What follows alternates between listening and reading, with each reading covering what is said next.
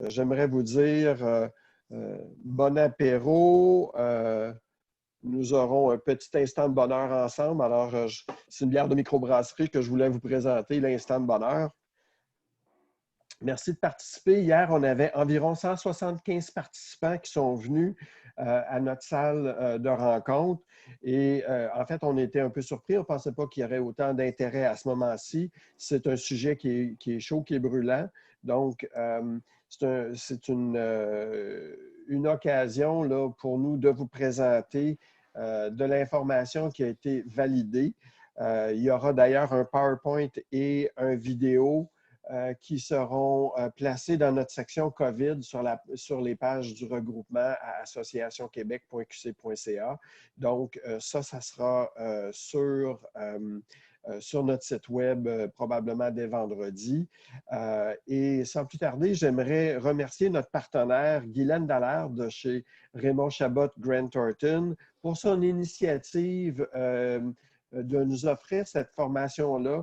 Une présentation qui avait été très appréciée par les gens. Et je voudrais aussi remercier, bien entendu, l'équipe de Raymond Chabot pour leur aide dans cette formation-ci. Alors, sans plus tarder, bonne écoute et je laisse la parole à Guylaine Dallaire. Merci. Alors, bonjour tout le monde. Merci beaucoup, Jean-François. Évidemment, oui, mon initiative. Pourquoi? Parce que j'ai eu la chance d'écouter la conférence des conférenciers que je vais vous présenter, donc mes deux collègues, Pascal Leclerc, qui est mon associé en fiscalité, et François Lecomte, donc qui ont travaillé depuis le début sur ces mesures d'aide-là. Et vous savez qu'on parle de fiscalité, on parle de mesures d'aide financière, et ça l'a bougé beaucoup. Tout le monde a été capable de s'en rendre compte. Et quand j'ai assisté à la conférence de Pascal et de François, je me suis dit, bon, ben, c'est une belle opportunité, je pense, de mettre un peu les pendules à l'heure parce qu'il y a tellement d'informations qui ont été données. C'est qu'aujourd'hui, le but recherché, évidemment, c'est de vraiment vous mettre à jour en date d'aujourd'hui quelles sont toutes les mesures, quels sont le détail qu'on a obtenu. Donc, François, tantôt, va vous parler de certaines choses, donc des mesures ou des précisions qu'on a obtenues uniquement la semaine dernière. Donc, ça bouge beaucoup. Donc, le but, c'est vraiment, évidemment, de vous présenter ces mesures-là. Et les questions, évidemment, vous pouvez les poser non pas direct, mais en posant les questions là, en les écrivant. Et on va répondre à la toute fin, on va répondre aux questions, évidemment, aux questions pertinentes. Elles sont tous pertinentes, mais évidemment, compte tenu du temps, bien, on va répondre à certaines. Alors, sans plus tarder, je cède la parole à Pascal Leclerc, donc, et il va être accompagné de François Lecomte. Donc, ce sont mes deux collègues. Donc, vous êtes entre bonnes mains. Bonne conférence. Merci, Guylaine. Donc, bonjour tout le monde. Pascal Leclerc, je suis associé en fiscalité canadienne au bureau de Raymond Chabot. Donc, aujourd'hui, on va vous parler de différentes mesures qui sont en place là, depuis le 15 mars.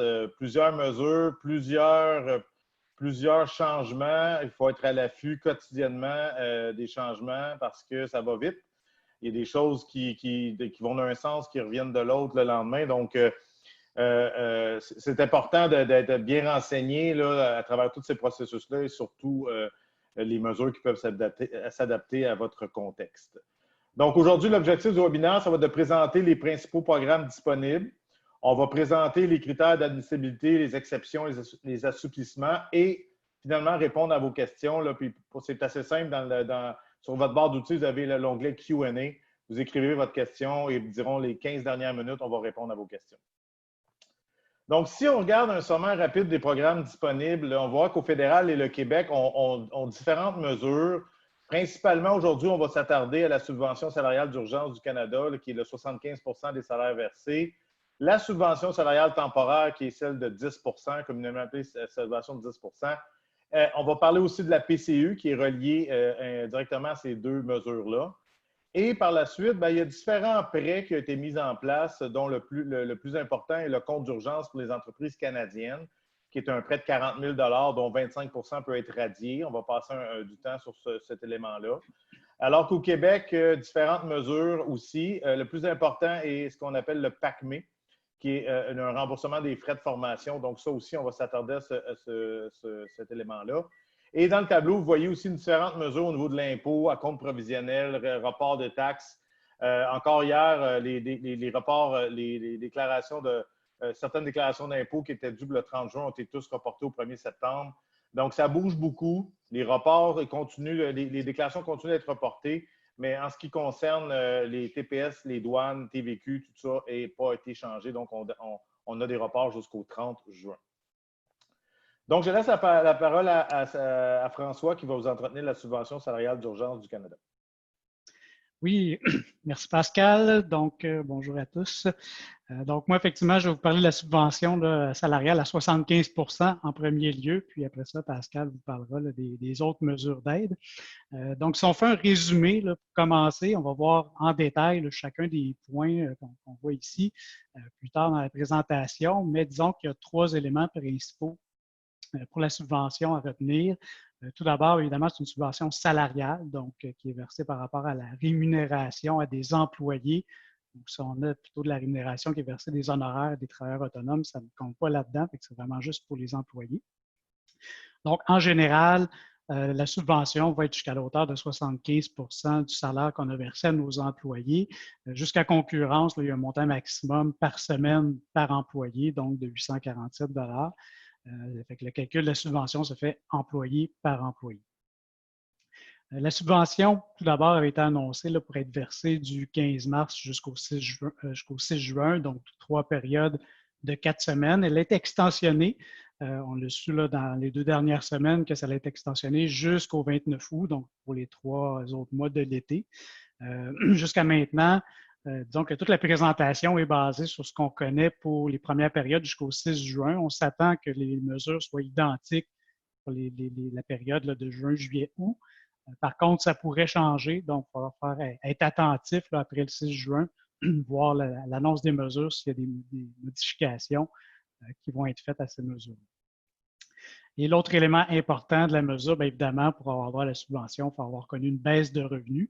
Donc, si on n'a pas de baisse de revenus, on n'a pas droit à la subvention. Fait que c'est au moins 30 % avec une petite exception de 15 % pour le mois de mars. Pour avoir droit à la subvention, en premier lieu, la première chose qu'il faut regarder, est-ce qu'on est un employeur admissible. La majorité des employeurs au Canada vont être admissibles, à l'exception du secteur public qu'on va voir tout de suite après. C'est pas mal la seule exception.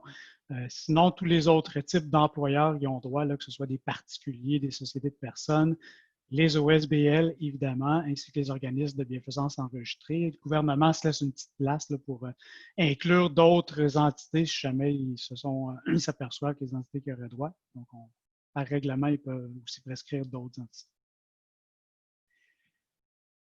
Là, les employeurs qui ne sont pas admissibles, mais ces employeurs, là, les institutions publiques là, qu'ils ont appelées dans la loi, il y en a 2 principaux.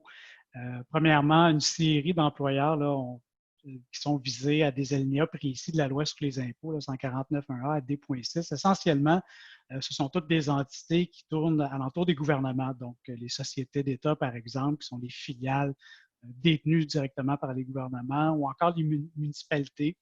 Donc, municipalité, domaine paramunicipal, il faut faire attention. Ça se peut qu'on n'ait pas droit à la subvention. Municipalité, c'est clair. Les autres organismes, il faut quand même faire des petites vérifications. Et l'autre type d'entités publiques qui n'ont pas droit aux subventions, bien, celles-là sont nommées directement dans la loi. Ce sont les écoles, les conseils scolaires, les hôpitaux, les autorités sanitaires, les universités et les collèges.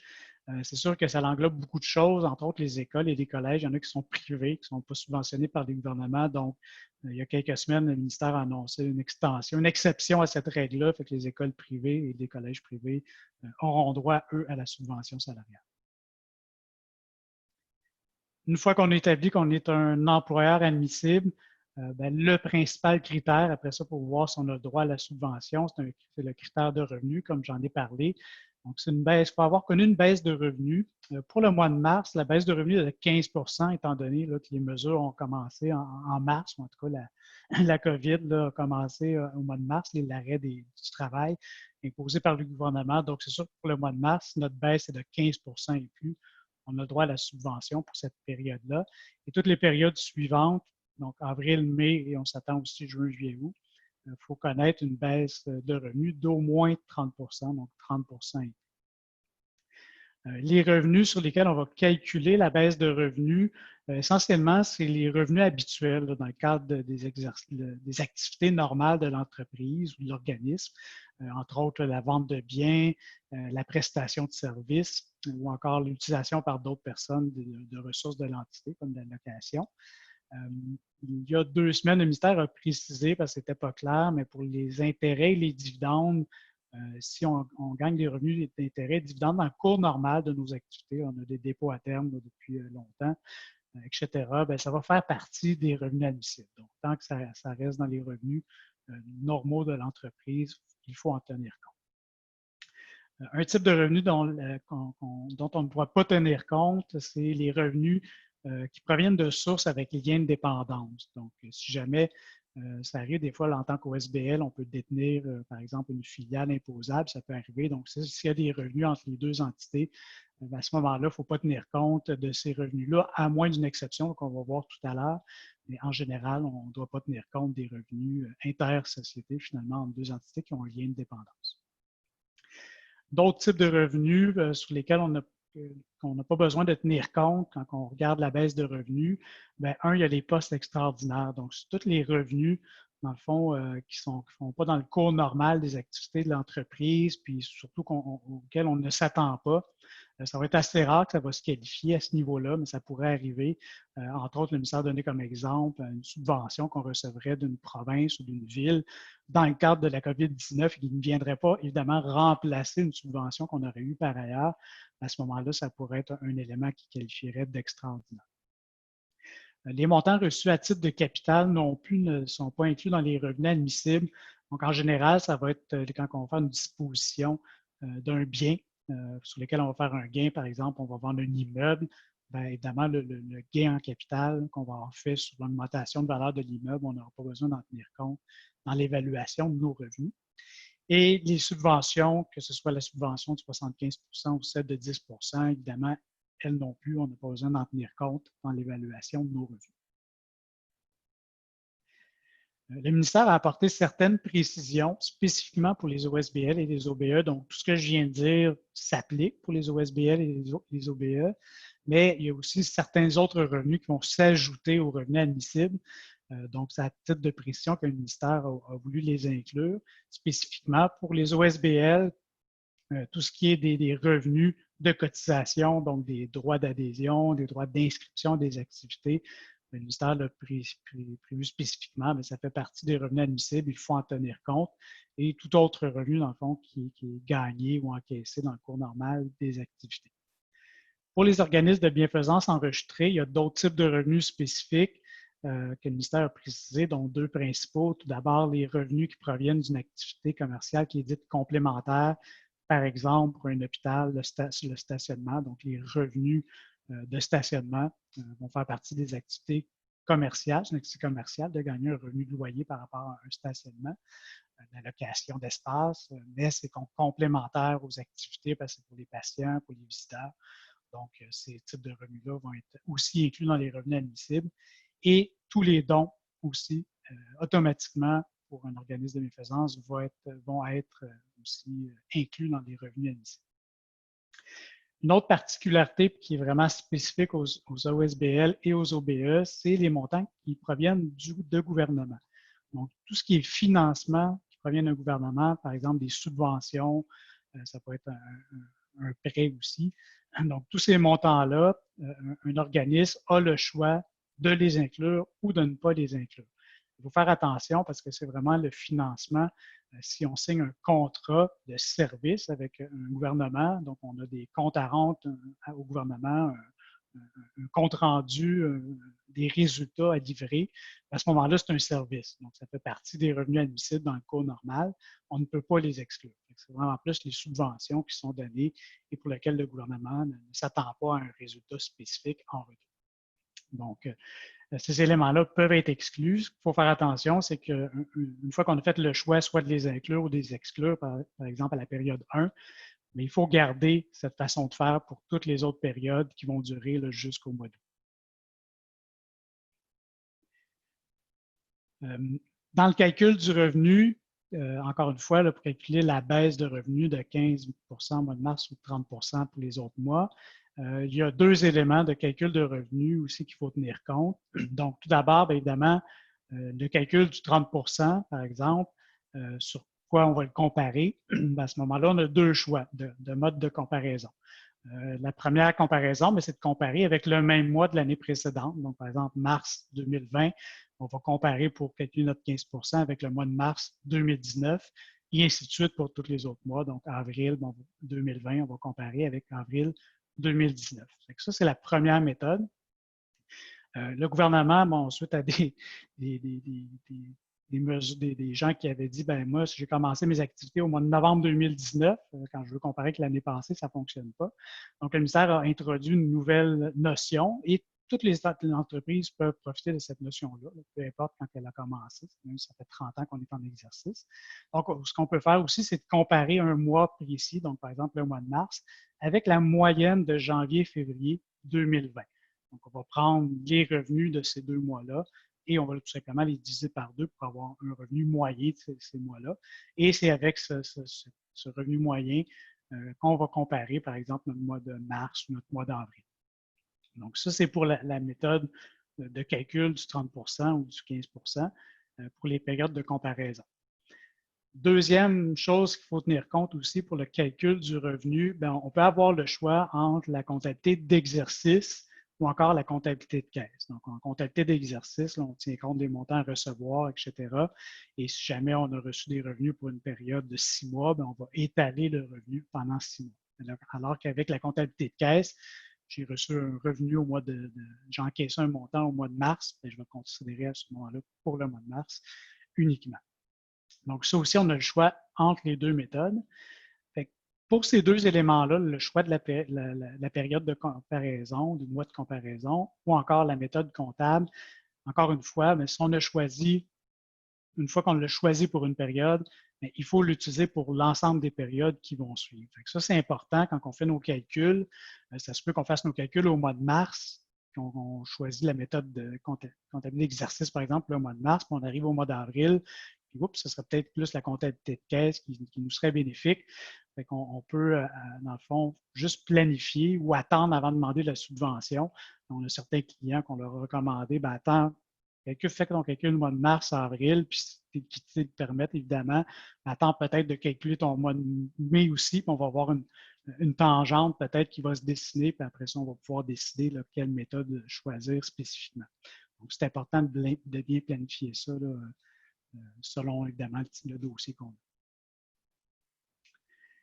Donc, je mentionnais tout à l'heure, quand on a un lien de dépendance avec une autre entité, qu'on a des revenus qui proviennent de cette autre entité-là, qui lien de dépendance, mais on ne peut pas le considérer. Il pourrait arriver dans certaines situations où une entreprise ou un organisme tire l'ensemble de ses revenus avec d'autres entités avec qui il a un lien de dépendance. Si jamais c'est le cas, bien, sachez qu'il y a une méthode spéciale peut-être pour cette entité-là qui aurait, par exemple, tous les salaires dans l'ensemble du groupe. Donc, si elle tire plus que 90 de ses revenus avec une entité avec qui elle a un lien de dépendance, bien, il y aura une méthode de calcul spéciale à ce moment-là qui pourra s'appliquer. Là, on ne l'a pas décrit en détail ici, c'est quand même assez complexe, mais si jamais ça vous arrive, bien, n'hésitez pas à consulter là, pour savoir si on a le droit à cette méthode-là. Par ailleurs, toujours dans le calcul du revenu, là, comme vous voyez, il y a beaucoup d'éléments dans le calcul du revenu. C'est une notion très comptable également. Donc, il peut arriver qu'on a des groupes consolidés. Par exemple, ça arrive des fois qu'il y a des organismes sans lucratif qui détiennent des filiales imposables parce qu'il y aurait des activités commerciales qu'on aurait voulu mettre là, isolées dans une entité imposable. Puis à ce moment-là, ça se peut qu'on comptabilise les états financiers sur une base consolidée. Donc, il y aurait juste un état financier qui serait préparé pour les deux entités. À ce moment-là, on est obligé de prendre l'état financier consolidé, à moins de choisir, puis que chacune des entités qui font partie du groupe consolidé choisissent chacune d'utiliser son propre état financier. Bien, à ce moment-là, c'est possible d'utiliser les états financiers individuels de chacune des sociétés. Donc, juste savoir que c'est possible de le faire et vice-versa, si jamais on n'utilise pas les états financiers consolidés, bien, un groupe de sociétés affiliées, par exemple une société, sa filiale contrôlée, bien, on pourrait utiliser les revenus consolidés si on fait un choix à ce moment-là.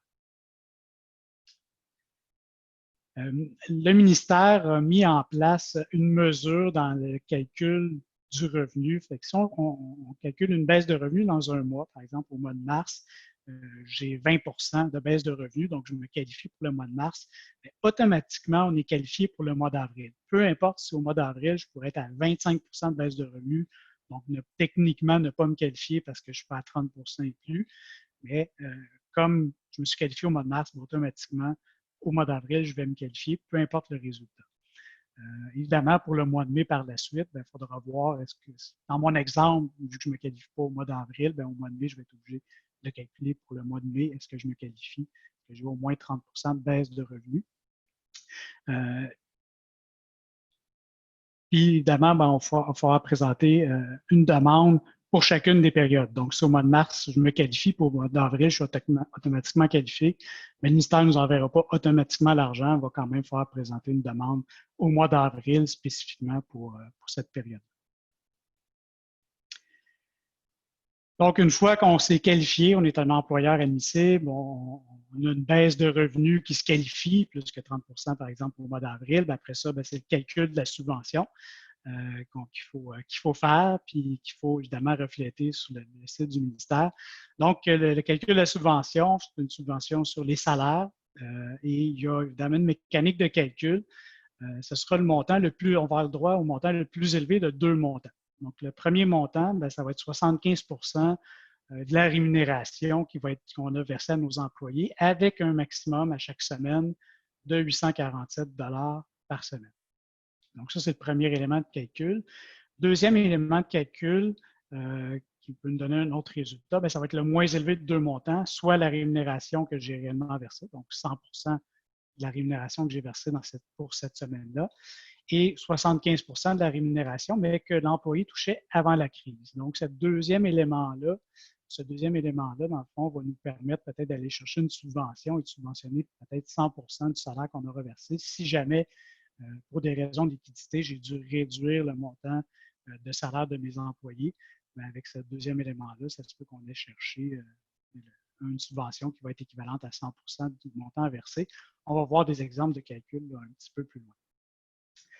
Si jamais on a un employé qui a un lien de dépendance avec l'employeur, pour les OSBL et OBE, ça va être un peu plus rare, mais ça pourrait être le conjoint peut-être d'un administrateur, il faudrait voir. À ce moment-là, si on a un lien de dépendance, un employé a un lien de dépendance avec l'organisation, le montant maximum qu'on va pouvoir lui verser, ce sera soit le montant qu'on lui aura versé pendant des semaines éligibles, jusqu'à concurrence évidemment du 847 $, ou un montant équivalent à 75% du montant que cet employé avec l'indépendance-là touchait avant la crise, donc avant le 15 mars. Donc, il faut faire attention si jamais il y a un lien de dépendance. La rémunération sur laquelle on va calculer le montant de la subvention, en général, c'est l'ensemble des traitements et salaires qui sont versés aux employés, avec certaines exceptions. Donc, si on met un employé, dans le fond, qui quittait l'entreprise, l'organisation, qu'on lui verse une allocation de retraite ou une indemnité de départ, mais cette allocation-là ou indemnité de départ-là ne sera pas tenue compte dans le calcul. On ne pourra pas avoir une subvention par rapport à cet élément-là précis. Il y a aussi, si on calcule un avantage imposable pour l'utilisation de véhicules, ça non plus, on ne peut pas verser une allocation par rapport à cet avantage-là précis. Et évidemment, le ministère a mis des mesures en place que si jamais on augmente le salaire d'un employé, en sachant très bien qu'après la pandémie, l'employé va nous rembourser ce salaire-là, évidemment, le ministère nous interdit de calculer une subvention sur la portion que l'employé nous rembourserait. Tantôt, j'ai parlé qu'un des deux éléments de calcul va être basé sur 75% du salaire qui était versé à l'employé avant la pandémie. Comment on va calculer ce montant-là? Ça va être la moyenne des salaires hebdomadaires qu'on va avoir versé à cet employé-là du 1er janvier jusqu'au 15 mars 2020. Et évidemment, on va exclure toute semaine où l'employé n'était pas rémunéré. Donc, s'il a été rémunéré pendant 7 semaines dans cette période-là, on va prendre l'ensemble de la rémunération et on va diviser par 7 semaines, par exemple. Un autre élément important quand on calcule la subvention, c'est qu'un employé ne sera pas admissible à la subvention. On ne pourra pourra pas utiliser la rémunération d'un employé dans une période si pendant cette période de 4 semaines-là, l'employé n'était pas rémunéré pendant 14 jours consécutifs et plus. Donc, évidemment, il faut tenir compte si jamais on fait des mises à pied temporaires, puis qu'on l'a fait dans une période de 4 semaines, puis on a fait une mise à pied temporaire d'un individu à la fin de la première semaine. Mais comme cet individu-là n'aura pas été payé pendant 3 semaines, on ne pourra pas utiliser le salaire qu'on lui aura versé pendant une semaine pour calculer une subvention. Il faut faire attention aussi à cet élément-là.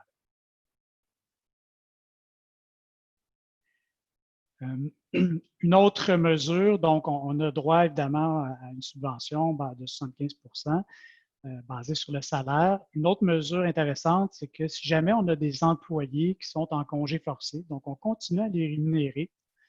Par contre, ils sont en congé. Donc, ils sont en congé payé. Ils ne rendent aucun service à l'organisation, mais on veut quand même leur verser un certain salaire pour garder le lien d'emploi. À ce moment-là, le ministère va nous rembourser les cotisations qu'on aura versées par rapport à cet employé-là précis qui est en congé payé. Donc, ils vont nous rembourser, c'est le gouvernement fédéral qui va rembourser l'assurance emploi, le RPC, le régime de pension du Canada, régime des rentes du Québec et le régime québécois d'assurance parentale.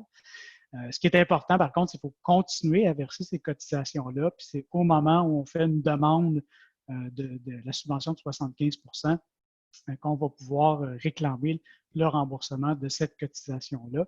Et il n'y a pas de limite par rapport au remboursement de cette cotisation-là. On n'est pas limité là, à notre limite de 847 $ contrairement à la subvention. Au niveau du Québec, Revenu Québec a aussi annoncé la même mesure, mais quant aux cotisations du Fonds de santé, Fonds de services de santé. Donc, pour le FSS, ça va être le même principe, l'instant pour les périodes qui se terminent jusqu'au 6 juin. Donc, Revenu Québec va aussi rembourser les cotisations au FSS pour des employés, encore une fois, qui sont en congé payé au niveau de l'organisation, donc qui ont été payés, mais qui n'ont pas rendu de service. Au niveau du Québec, la façon de réclamer le crédit, ça va être soit à la fin de l'année, quand on va préparer notre relevé sommaire pour les relevés 1, où on va pouvoir réclamer au fur et à mesure qu'on aurait des cotisations à faire de FSS pour ces employés-là. Mais on peut éviter de les faire depuis le 1er mai, c'est possible de retenir ces cotisations-là. Puis évidemment, il va falloir faire rapport à la fin de l'année quand on va préparer les relevés 1 pour dire au ministère j'avais le droit à X montant de remboursement de cotisation et j'en ai déjà retenu un montant X à la fin de l'année. Donc, ça, c'est pour le FSS. Donc, ensuite, au niveau de la subvention, quelques précisions quand même intéressantes. Tout d'abord, comme on a parlé, c'est débuté le 15 mars, c'est les périodes pour ces subventions-là. Si on engage un nouvel employé, on a aussi droit à la subvention. Si on engage un nouvel employé après le 15 mars, donc par exemple, j'engage un nouvel employé au mois de mai, mais je vais quand même avoir droit à la subvention, là, si évidemment je me qualifie. Par ailleurs, pour ce nouvel employé-là. Ce qui est important aussi, c'est que la période de paie qu'on va tenir compte, c'est vraiment la période de rémunération, peu importe quand est-ce qu'on verse la paie. Donc, c'est vraiment pour une semaine précise, c'est la paie de cette semaine-là, peu importe si elle est versée une semaine, 2 semaines, 3 semaines plus tard, on tient compte au fin du calcul de 75 % de la rémunération de cette semaine-là précise. Et il n'y a pas de limite non plus là, au montant de subvention qu'un employeur pourrait avoir, là, à part évidemment le calcul qui limite à 847 par semaine. Mais si on a 15 employés, on n'est pas limité là, pour les 15 employés. Un élément qui est très important, qui est dans la loi, c'est que pour pouvoir réclamer la subvention salariale, il faut avoir un compte de retenue de la paye auprès de l'ARC en date du 15 mars 2020. Donc, à cette date-là, il faut avoir un compte de retenue à la source. Fait qu'il faut faire attention. Si jamais on confie notre paye à un tiers, donc je ne parle pas de service de paye Desjardins ici ou ADP là, qui utilise notre numéro en tant qu'organisme, mais si on confie la paye à un tiers et que ce tiers-là, quand il prépare la paye pour nous, utilise, lui, son propre numéro. À ce moment-là, le ministère a précisé, c'était flou encore jusqu'à la semaine dernière, mais la semaine dernière, le ministère a précisé, pour une entité qui fait préparer sa paye par un tiers et que le tiers utilise son propre numéro de retenue à la source, à ce moment-là, l'organisme n'aura pas droit à la subvention salariale. Je vais me permettre un commentaire à cet égard-là, François, si tu me permets. C'est que, évidemment, étant membre du regroupement Loisirs Québec, vous le savez qu'ils offrent le service de paix. Donc, depuis plusieurs années, le regroupement utilise ses propres numéros de DAS. Donc, il y a beaucoup de membres qui n'ont pas leur propre numéro de DAS. Et effectivement, ça ferait en sorte, avec ce que François vient de dire, et en plus la confirmation de Revenu Canada, que vous devez posséder un numéro de DAS. Donc, c'est vraiment problématique. Ce que je veux vous laisser savoir, c'est qu'effectivement, le regroupement est quand même préoccupé depuis le tout début, parce qu'au début, ce n'était pas clair. Maintenant, depuis la semaine passée, c'est clair, mais quand même, on est rendu au mois de mai. Donc, M. Lalonde, ou le regroupement, le directeur général, dans le fond, fait des représentations à cet égard-là. Et évidemment, il est rendu auprès du sous-ministre fédéral pour faire comprendre que malgré que nos membres qui n'ont pas de numéro de DAS, bien évidemment, sont pénalisés. Vous savez aussi, je pense qu'il y a peut-être une lueur d'espoir, mais je ne suis pas le gouvernement, c'est qu'on sait que quand les contribuables ont mentionné, suite à l'instauration de certaines mesures, dans le cas de la COVID, bien souvent, les gouvernements entendent raison. Donc, on se croise les doigts en espérant qu'ils devraient entendre raison à cet égard-là, mais pour le moment, c'est un problème. Mais le regroupement s'en occupe fortement, fait des représentations avec d'autres entités. Alors, voilà, et je sais que compte tenu qu'au début, ce n'était pas clair, le regroupement demandait à ce que vous alliez chercher des numéros de DAS, donc il y en a qui l'ont fait, d'autres non, mais écoutez, il ne faut pas perdre espoir à suivre. Voilà, merci François. Merci Guylaine. Merci Guylaine pour la précision. Donc, on essaie d'être très proactif à ce moment-ci. Merci. Oui, donc, merci pour les précisions, Guylaine. Pour présenter une demande, probablement, comme vous le savez, la façon de présenter les demandes, c'est de façon électronique, donc sur le site de l'ARC, sur mon dossier d'entreprise. Si pour une raison quelconque, on n'a pas accès à ce site-là, on peut faire aussi une demande en ligne sur un formulaire en ligne, encore une fois, sur le site du gouvernement.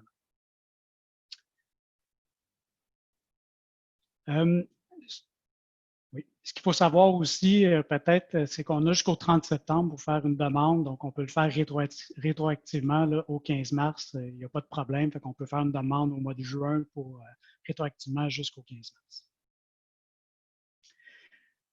Une des mesures qui est annoncée aussi, bien évidemment, le gouvernement, M. Trudeau le mentionnait à quelques reprises, là, ils veulent éviter les abus. Donc, il y a des pénalités qui ont été mises en place, là, qui serait une pénalité qui serait de 25% de la subvention qui serait demandée en trop. Il y a même des peines d'emprisonnement. Évidemment, ces mesures-là vont être appliquées uniquement dans les cas de fraude ou d'abus évidents. Si on fait une erreur de bonne foi ou que c'est une zone grise dans un calcul, le ministère n'appliquera pas ces pénalités. Et je vais terminer rapidement. On a fait deux exemples de calcul. Évidemment, on ne passera pas les chiffres. Vous pourrez regarder les chiffres à tête reposée éventuellement. Donc, juste pour vous dire, les lignes principales ici, c'est les deux lignes du bas. Donc, si on verse à un employé 100% de son salaire pendant les périodes d'admissibilité à la subvention, le gouvernement, en général, va nous rembourser, va subventionner à hauteur de 75%. Et en tant qu'organisme, on va assumer l'autre 25%. Évidemment, avec le 847 par semaine qui a été mis en place, bien, ça, c'est vrai jusqu'à la hauteur d'un salaire de 58 700, notre troisième colonne. Puis en haut de 58 700, bien, le gouvernement, évidemment, sa part de la subvention bien, diminue graduellement à 55-44%, etc. Donc ça, c'était à 100%. Par contre, si on a diminué le salaire d'un employé après le 15 mars, à ce moment-là, comme le montre notre tableau, le gouvernement, dans le fond, pourrait nous rembourser 100% des salaires versés là, après le 15 mars, jusqu'à hauteur d'un employé qui avait 80 000 $ de salaire annuel habituel. Donc, si à partir du 15 mars, on lui verse l'équivalent de 40 000, le gouvernement va nous rembourser, dans le fond, 100% des salaires pendant la période de subvention. Donc, ça peut être intéressant.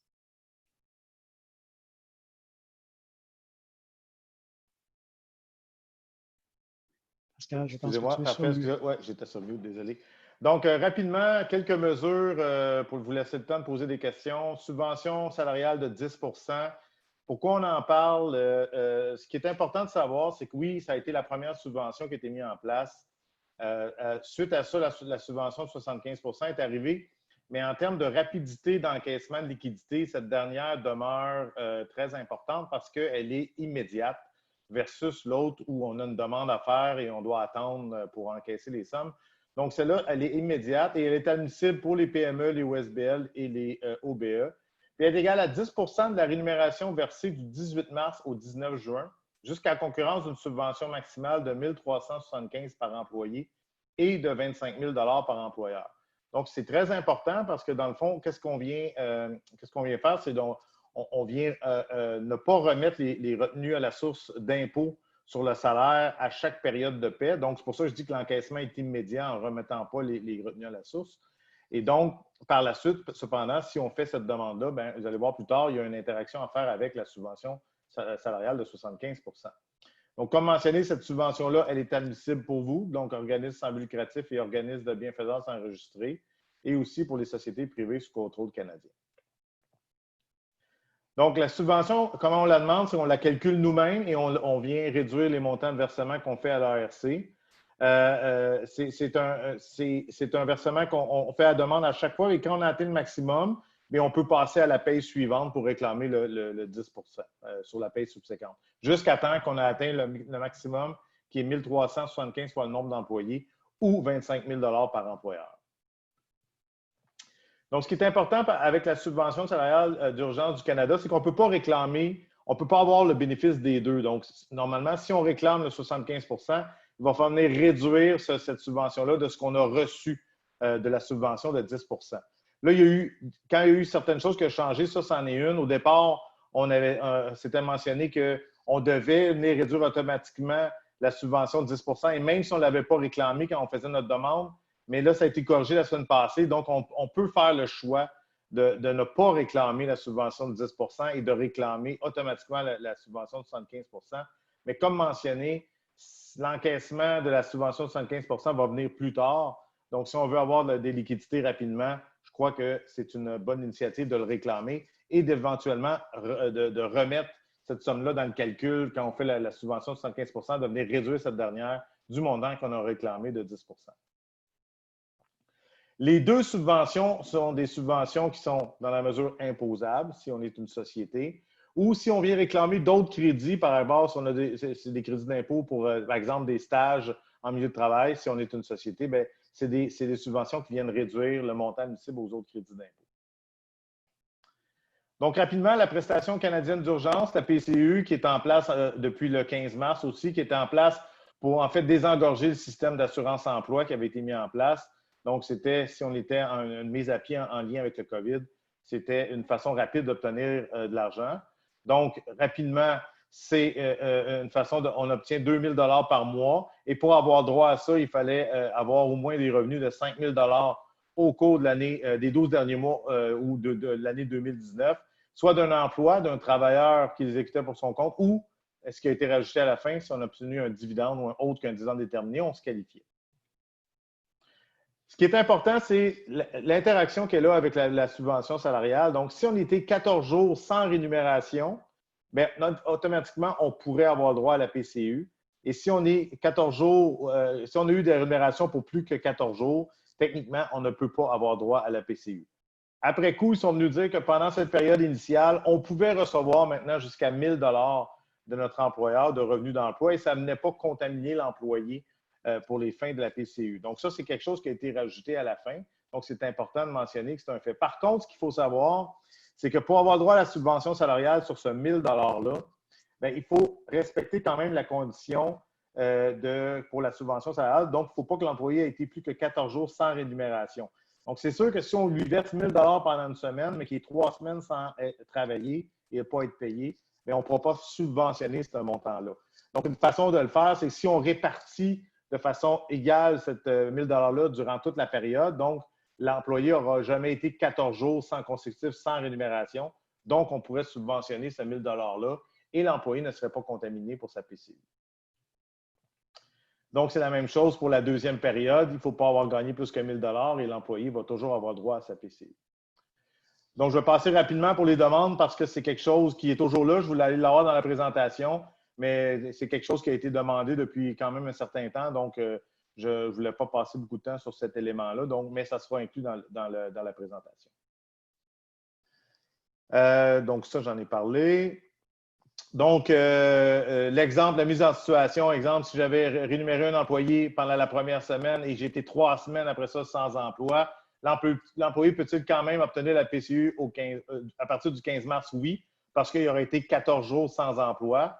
Par contre, et si on a payé seulement l'employé une semaine et que les 3 autres semaines, il n'a pas été au travail, donc techniquement, on ne pourrait pas obtenir la subvention pour la semaine de travail qui aurait été rémunérée. Il aurait fallu, exemple pour le 1 000 $, le payer graduellement au cours de ces 3 et 4 périodes-là pour qu'il ne soit pas, si jamais l'employé rentre au travail pour faire des petites tâches, ça ne le contaminera pas pour sa PCU.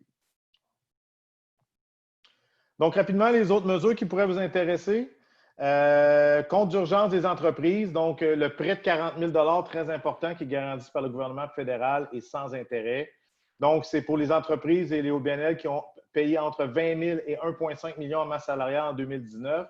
Et ils sont venus rajouter, pour ceux qui avaient moins de 20 000 $ en masse salariale, il fallait que les dépenses opérationnelles non reportables totalisent 40 000 à 1,5, entre 40 000 et 1,5 million pour l'année 2019. Donc, il faut que ça soit remboursable au plus tard le 31 décembre 2022. Et si on exécute ce fait-là, donc on va avoir une radiation de 25 % du prêt. Si on ne le fait pas, ça va être un prêt qui va porter intérêt à partir de 2022 à 5 % et va être remboursable sur 3 ans. Il faut comprendre que tout ça est géré par les institutions financières, l'institution financière avec laquelle vous faites affaire. Donc, le gouvernement a donné une enveloppe aux institutions financières et c'est eux qui gèrent directement cette demande-là. Donc, vous devez communiquer directement avec les institutions financières et vous devez avoir votre T4 sommaire de 2019 pour assurer de respecter les conditions. Autre mesure importante, le PACME. Le PACME est une mesure provinciale qui vient compléter, disons, la mesure de la subvention salariale.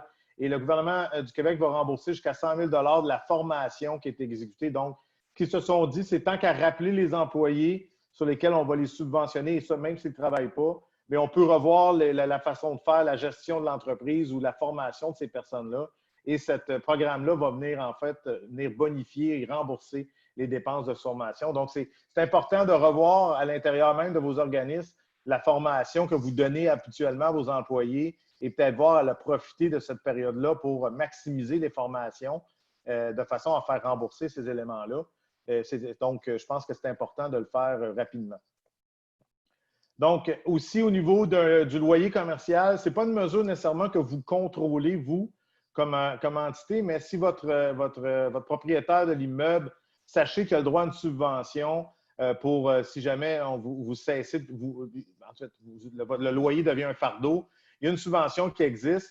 Il y a beaucoup de conditions à respecter, mais grosso modo, la façon que ça fonctionne, c'est qu'à la fin de la journée, le gouvernement va subventionner 50 % du loyer, le propriétaire va en assumer 25 % et le locataire va en assumer 25 % à travers toute cette mesure-là. Donc, c'est quelque chose qui peut être important de communiquer, essayer de voir si votre propriétaire d'immeuble est admissible à cette mesure-là, parce que ça pourrait être un impact important pour vos liquidités. Quelque chose qui est important, c'est la définition même de la petite entreprise. Il faut qu'on ne verse pas plus que 50 000 $ de loyer mensuel brut par emplacement, qu'on ne génère pas plus de 20 millions en revenus annuels bruts. Et il faut que soit qu'on a cessé temporairement nos activités, donc on ne génère plus de revenus, ou qu'on a subi une baisse d'au moins 70 % de notre revenu. Donc, on voyait que la subvention, on parlait de 15 ou 30, mais pour cette mesure-là, c'est 70. Donc, on parle vraiment d'organismes qui ont probablement cessé complètement leur activité ou presque complètement. Donc, si vous vous retrouvez là-dedans, ce serait bon de communiquer avec votre propriétaire pour voir si vous êtes admissible aux différentes mesures pour ce qui est de l'aide d'urgence du Canada pour le loyer. Donc, François, je te vous dirais qu'à l'heure qui est, je passerai directement aux questions. On en a quelques-unes. Donc, je vais te laisser prendre le contrôle temporairement de la période de questions. C'est parfait. Donc, on passe aux questions. La première question, on demande pour le calcul, puis on a mis ici à l'écran nos coordonnées. Là, si jamais on n'arrive pas à passer à travers toutes les questions, vous pouvez nous écrire directement. Ça nous fera plaisir de vous répondre. Pour le traitement de la subvention de 75 %, est-ce qu'on doit prendre en compte le salaire plus les traitements et les avantages imposables? Donc, en ce qui concerne la rémunération, oui, on doit prendre, dans le fond, tout ce qui est, c'est la rémunération qui est assujettie aux revenus à la source. Donc, en partant, c'est la base. Ensuite de ça, en ce qui concerne les avantages imposables, il y a plusieurs, ça, c'est les questions qu'on se fait poser le plus souvent. L'agence est venue mentionner qu'il faut que ce soit un avantage imposable qui est versé. Autrement dit, si je vous donne un exemple, l'exemple qu'ils ont donné, une allocation automobile, si on verse une allocation automobile à l'employé, c'est un montant qui est versé, c'est assujetti. Mais si on utiliserait, par exemple, l'automobile de l'employeur, mais comme c'est un avantage imposable qui est calculé mais qui n'est pas versé, dans un cas comme ça, on ne tient pas compte de cet avantage-là dans la rémunération. Donc, c'est vraiment de passer avantage imposable par avantage imposable. Et est-ce qu'on considère la notion de verser ou c'est un avantage non monétaire? Et si c'est non monétaire, habituellement, non, on ne l'inclut pas dans le calcul de la rémunération admissible. Parfait. Deuxième question, toujours au niveau de la subvention de 75 comment pouvons-nous payer que 75 du salaire d'employé et ainsi obtenir 100 de subvention sur le montant qui est versé à l'employé, donc le 75 finalement, suite à sa réduction salariale? Bon, pour répondre à cette question-là, c'est certain que pour arriver à subventionner 100 du salaire d'un employé, il faut qu'il soit là avant le 15 mars, qu'il était employé avant le 15 mars et que sa paye était présente et qu'il était exemple 100 de ce qu'il gagne normalement. Donc, en fonction de la formule mathématique, si on décide de baisser sa rémunération après la période, vous allez réussir à subventionner 100 Mais si c'est une nouvelle embauche, et qu'il n'était pas là avant le 15 mars, malheureusement, on ne pourra pas arriver à subventionner 100 de la rémunération de cet employeur en question. Parfait. Pour la prochaine, je vais pouvoir y répondre. Dans le fond, on nous demande, c'est dans le cadre de la subvention salariale, pour le calcul des revenus, la diminution des revenus. Est-ce que les revenus provenant d'une activité de levée de fonds qui est récurrente depuis plusieurs années et que est-ce qu'on pourrait ne pas en tenir compte? En fait, pour les organismes de bienfaisance enregistrés, c'est clair, le ministère l'a clairement même écrit dans le projet de loi. Tout ce qui est revenu de dons doit automatiquement faire partie des revenus admissibles. Donc, il faut en tenir compte, regarder tous nos revenus de dons des mois en question, du mois de l'année précédente ou encore de janvier, février, dépendamment de la méthode de comparaison qu'on va utiliser. Pour les organismes sans but lucratif, qui eux aussi peuvent peut-être recevoir des dons, mais qui ne peuvent pas évidemment émettre de reçus. À ce moment-là, ça va plus être une question, est-ce que ça fait partie des activités normales de l'organisme? En général, je dirais que les dons, actuellement, on en reçoit chaque année, mais il faudrait en tenir compte dans le calcul de notre revenu admissible. Prochaine question. Si on a une baisse importante, là, par exemple en mars, avril, mai, de plus que 30 parce qu'on a vraiment eu une énorme baisse de revenus, mais que là, en juillet, il y a des revenus qui rentrent, qui reprennent finalement. Là, on a rattrapé notre retard et qu'on a une augmentation de 10 Est-ce que ça veut dire qu'on n'est plus admissible pour ce mois-là, pour le mois de juillet? Je vous dirais que je vais répondre en deux temps. Premièrement, les mesures spécifiques pour les 3 mois, périodes qui ont été ajoutées, ne sont pas connues. On s'attend à ce que la mesure soit similaire à ce qu'elle l'est présentement. Donc, si elle demeure présentement et que le test se fait mois par mois et non pas de façon cumulative, donc si jamais pour le mois de juillet en question, on parle toujours d'une baisse de 30 et c'est le test, si vous êtes en augmentation par rapport au même mois que l'année passée, mettons juillet à juillet, techniquement, on ne se qualifierait pas si on regarde les mêmes critères qui s'appliqueraient de la même façon. Donc, il n'y a pas de test cumulatif. Je ne réponds pas totalement à 100 en disant que ça ne s'appliquera pas parce qu'on ne connaît pas encore les critères. Mais si on regarde la façon que ça fonctionne, effectivement, on ne se qualifierait pas pour ce mois-là en particulier. Mais il faudrait attendre pour le mois suivant. Parfait. Toujours pour la subvention de 75 on demande est-ce que c'est risqué d'attendre avant de faire la demande que les fonds du gouvernement soient épuisés? C'est une bonne question.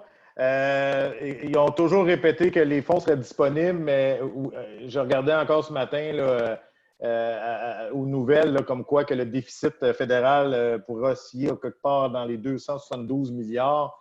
Je crois que l'idéal est quand même, s'il n'y a pas de problématique de liquidité, d'être en pleine connaissance de cause dans les différentes méthodes que François a exposées.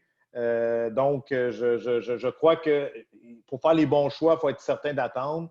Moi, je ne pense pas qu'on est dans un pays où les fonds seront épuisés, étant donné qu'ils n'ont pas mis de maximum. Mais la question peut toujours être présente, effectivement, dans le contexte dans lequel on est. Merci. Ensuite, la prochaine question, toujours pour la comptabilisation des revenus.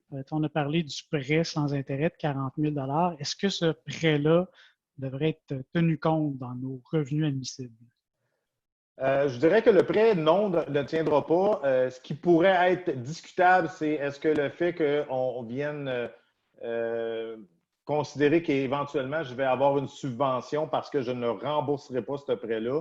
Mais compte tenu que les critères pour donner ouverture au fait où on a une subvention ou non et le remboursement à échéance, je pense que ça n'aura aucun impact sur la subvention.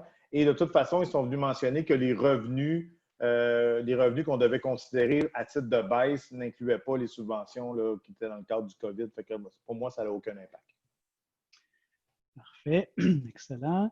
Donc, la prochaine, je pourrais y répondre. Donc, on demande si pour la subvention de 75 est-ce que je comprends bien qu'on ne peut pas tenir la subvention pour des employés qu'on aurait engagés après le 15 mars? Par exemple, qu'est-ce qui arrive si un employé a démissionné et que je dois en engager un autre pour le remplacer? Pour la subvention de 75 peu importe quand l'employé est arrivé dans l'organisme, on peut toujours réclamer une subvention par rapport à son salaire, évidemment s'il respecte l'ensemble des critères là, auxquels on a droit. Évidemment, la mécanique de calcul, comme Pascal a mentionné tout à l'heure, si évidemment il est engagé après le 15 mars, à ce moment-là, on va être pas mal limité à 75 du montant qu'on va lui avoir versé parce qu'on ne peut pas aller chercher évidemment le salaire qui était versé à cet employé-là avant la pandémie, puisqu'il n'était pas présent. Ensuite, prochaine question. Est-ce qu'il y a un minimum d'heures à travailler par semaine pour répondre aux critères de 14 jours consécutifs? Ils n'ont pas nécessairement mentionné d'heures. Ils sont plus allés avec un montant global de rémunération, comme je disais, de 1 000 $. Donc, il n'y a pas d'heures, il n'y a pas eu de critères qui a été mentionné à cet effet-là. Dans le cas des organismes qui utilisent le service de paie présentement du regroupement, si jamais les négociations avec l'ARC se soldent par une réponse positive, est-ce que vous pensez que ça va être rétroactif au programme du 15 mars? J'aurais tendance à vous dire que oui, parce que si par rapport à une acceptation de dossier, puis qu'on m'a bien mentionné que pour vos salariés, vous aurez droit de réclamer, normalement, la période demeure ouverte jusqu'à l'échéance, c'est-à-dire le 30 septembre 2020, donc qui est la date limite de faire une demande. Donc, je ne verrai pas pourquoi on ne peut pas rétroagir au 15 mars, parce qu'il y en a qui vont attendre justement de s'assurer de quelle méthode prendre et qui vont faire en sorte d'aller peut-être le réclamer seulement en juillet ou en août, et c'est rétroactif depuis le 15 mars. Parfait. On demande ensuite, est-ce que l'employeur doit nécessairement verser 25 du salaire de l'employé ou est-ce qu'on pourrait embaucher, par exemple, une personne 4 jours par semaine, puis ainsi lui verser 75 de son revenu, de son salaire habituel et aller chercher, dans le fond, l'ensemble de la subvention au complet?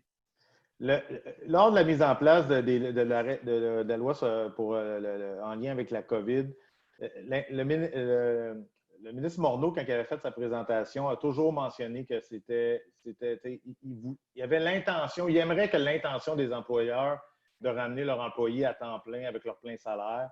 Ça a toujours été une question d'intention. Ça n'a jamais été codifié dans la loi que c'était une obligation. Donc, on peut ramener nos employés et les payer à 50 à 75 et ça ne contrevient pas à la loi sur la subvention salariale. Parfait.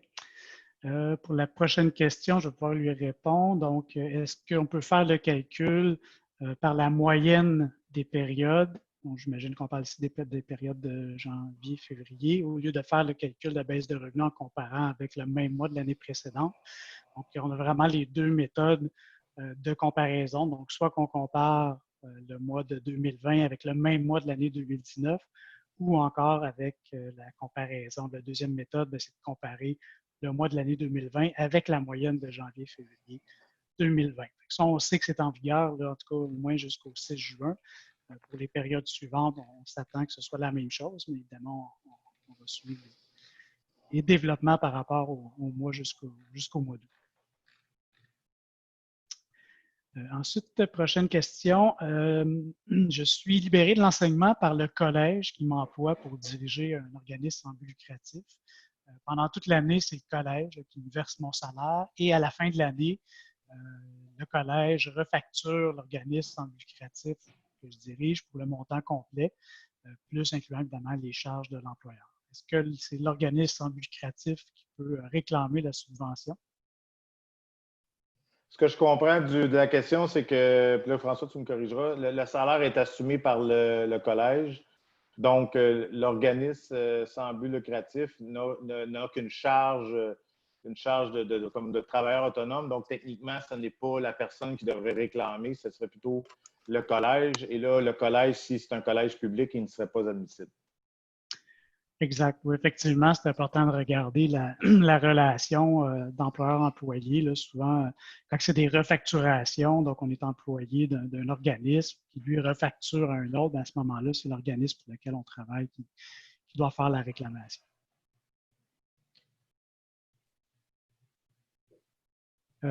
Ensuite, prochaine question. Si on n'est pas admissible pour une période à la subvention de 75 %, est-ce que pour cette période-là, on peut réclamer la subvention de 10 %? Oui. La subvention de 10 % et la subvention de 75 % sont indépendantes l'une de l'autre. Donc, que vous soyez admissible aux deux, vous pouvez le réclamer. Si vous n'êtes pas admissible à 75 %, donc le 10 % peut être réclamé en tout temps. La seule chose, c'est que si on réclame le 10 % et on veut réclamer aussi le 75 %, il faut venir réduire la subvention de 75 % de ce qu'on aura reçu à titre de la subvention de 10 %. Donc, on ne peut pas cumuler les deux.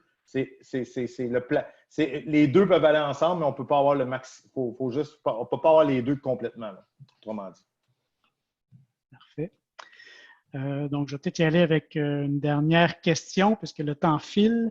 Donc, je pourrais lui répondre celle-là qu'on demande si j'ai versé, par exemple, des honoraires à des travailleurs autonomes et que ce n'était pas des salaires, ça veut dire qu'on n'a pas le droit à la subvention si l'ensemble de mon personnel qui travaille pour moi, c'est des travailleurs autonomes. Bien, effectivement, malheureusement, la subvention de 75 % s'adresse uniquement aux organismes qui versent des salaires.